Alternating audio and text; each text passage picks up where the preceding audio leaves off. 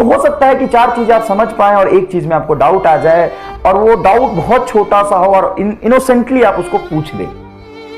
मैं ये मानता हूं, जानता हूं, सॉरी, मैं ये जानता हूं। तो सर जानते हो तो इस बात को याद रखा करो।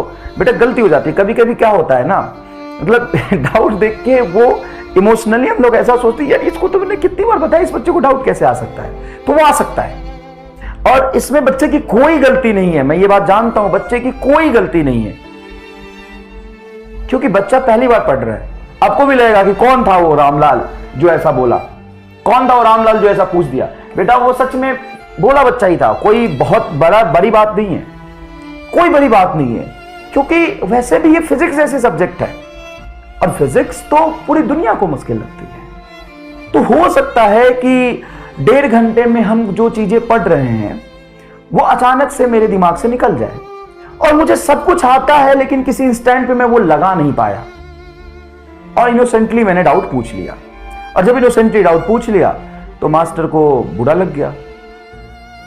तो मैं ये बात समझता हूं ये बात मैं बहुत अच्छे तरीके से समझता हूं कि बच्चा है तो इनोसेंट, उससे कई बार देखो, कई बार क्या होता है कि मान लो कि फिजिक्स वाले मास्टर की क्लास है 3 बजे से, थोड़ा सा 2 मिनट बेटा रुकना, मैं पढ़ा दूंगा, चिंता मत करना। फिजिक्स वाली क्लास, मास्टर की क्लास है 3 बजे से, उसके बाद आया केमिस्ट्री वाला। अब बच्चा फिजिक्स के हैंगओवर में है। अब 1.5-2 घंटे अगर बच्चे को लगातार फिजिक्स पढ़ा दिया जाए तो फिजिक्स के हैंगओवर में चला जाता है, और अचानक से कोई केमिस्ट्री वाला आता है मास्टर, वो तो एकदम फ्रेश हो गया है, एकदम बढ़िया लेक्चर पीपीटी तैयार करके, अब वो पढ़ाना शुरू करता है।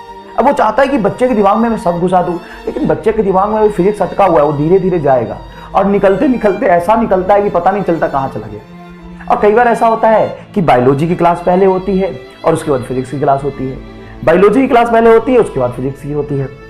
तो बच्चा बायोलॉजी के हैंगओवर में होता है, और अचानक से बायोलॉजी के टर्म्स याद करता रहता है, और 5 मिनट बाद ही फिजिक्स का मास्टर आता है कूदता हुआ, और चिल्ला चिल्ला के और चीख चीख के वैसे होगा वैसे होगा, इसको ऐसे लगा देंगे, ये कर देंगे वो कर देंगे। बच्चा बेचारा भोला डर जाता है डर के घबरा जाते कि यार सर ठीक है, थोड़ा समय लगेगा। तो पहली बार चीजों को जब हम पढ़ते हैं तो घबराने की जरूरत नहीं है। जिसको मैंने डांटा भी है, बेटा वो हम आपके लिए मेहनत करते हैं तो हम कभी इमोशनल हो जाते हैं, उसको आप बुरा मत मानिएगा, ठीक है ना। सब पढ़ाऊंगा और बिल्कुल पूरा पढ़ाऊंगा, चिंता करने की जरूरत नहीं है, और जरूरत पड़ी तो मैं दोबारा भी पढ़ाऊंगा, है ना, कोई परेशान होने की वाली बात नहीं है। तो हम जानते हैं ये बात, हम जानते हैं ये बात कि आप बच्चे हैं, अभी पढ़ रहे हैं, और बहुत सिली डाउट आप पूछ सकते हैं, और आपको पूछना चाहिए, और प्लीज आप पूछिएगा। सर आप ऐसे डांटोगे तो कौन पूछेगा। मेरी डांट को इग्नोर करना, मैं खुद ही रिक्वेस्ट कर रहा हूं तुमसे, मेरी डांट को इग्नोर करना, क्योंकि बेटा आप मेहनत करते हो, ऐसा नहीं है कि हम मेहनत नहीं करते हैं, आपके साथ टीचर भी मेहनत करता है। ऐसा नहीं होता कि हम एक ही क्लास पढ़ाते हैं, हम कई सारी क्लासेस पढ़ाते हैं, हम भी दिन में 3-4 क्लासेस पढ़ा लेते हैं।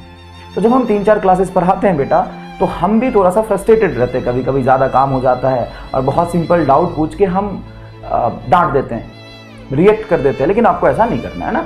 आपको अगर अब तो ऑनलाइन में हो, कूट तो सकता नहीं हूँ, नहीं तो बच्चे जब ऑफलाइन में मेरे से पढ़ते हैं मैं उसको थप्पड़ मार देता हूँ, और कल आके फिर से वही डाउट पूछ लेता है, फिर कूट देता हूँ, समझा भी देता हूँ। ऐसा नहीं, कभी मैंने ऐसा नहीं किया है कि बच्चों को डांटा और समझाया नहीं हो, समझाता उसको पूरा हो, लेकिन भले ही डांट देता हूँ, थप्पड़ मार देता हूँ, कल से फिर आ जाता है डाउट पूछने। तो तुमको एकदम निर्लज बनना है। निर्लज मतलब समझते हो, जिसकी कोई इज्जत ना हो।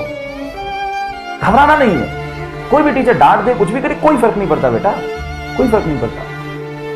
समझ में आया कि नहीं है। तो घबराना बिल्कुल भी नहीं है, ठीक है।